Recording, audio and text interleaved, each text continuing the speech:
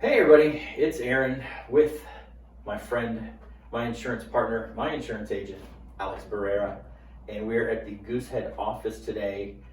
I've been doing some fun videos. This time it's going to be a little bit more serious because we are finding ourselves today with almost 2 hurricanes out in the Gulf. Unprecedented, that's what I saw on Facebook. Unprecedented, and we all panic a little bit. So over the last 2-3 years, Alex and I have done quite a few videos about insurance and especially flood insurance and especially about storms, but this one's important because it's coming. It's coming, it's here.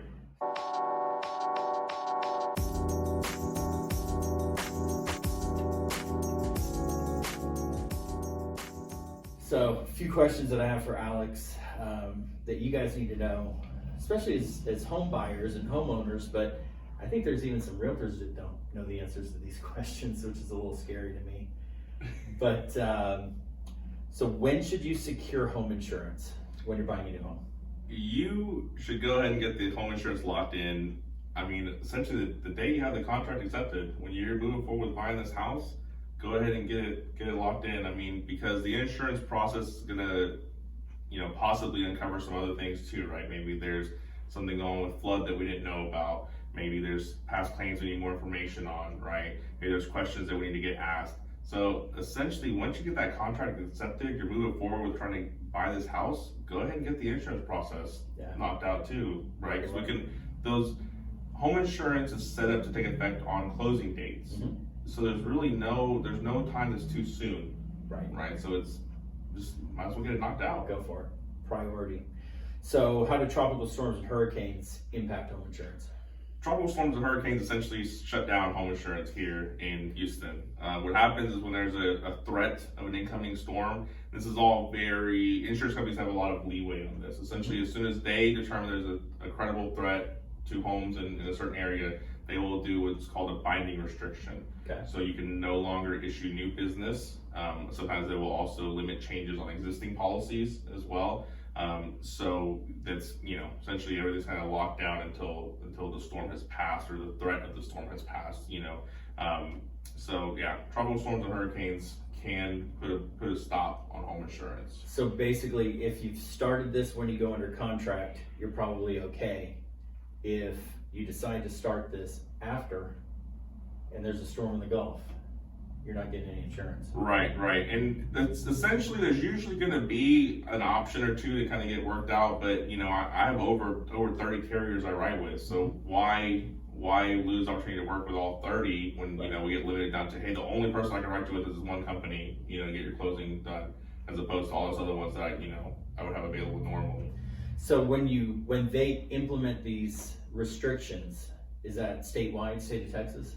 It's pretty down to the area that's going to be affected. It's Okay. pretty specific to certain areas. They usually do it by counties.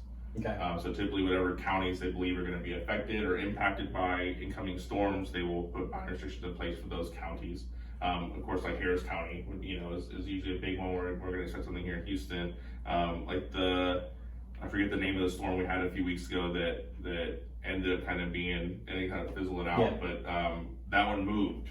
Yeah. Right. So essentially, originally the counties that were closed down those were actually lifted before the storm even hit. Yeah. Because it moved. So then these other counties ended up being closed down. So it's usually specific by county. Gotcha. So after the storm passes, do they just immediately lift those restrictions, or how does that work? It's very, very dependent on the situation. It depends on how severe damage was, what areas were affected, what kind of impact they had, and essentially how does the insurance company feel about opening things back up. Okay. So it's very, subjective to what they want to do. Yeah. After Harvey, there were some that 2 weeks later we still couldn't do anything, because it's just they know houses were damaged, they know houses were impacted, they know it was significant losses. So why risk getting one of those?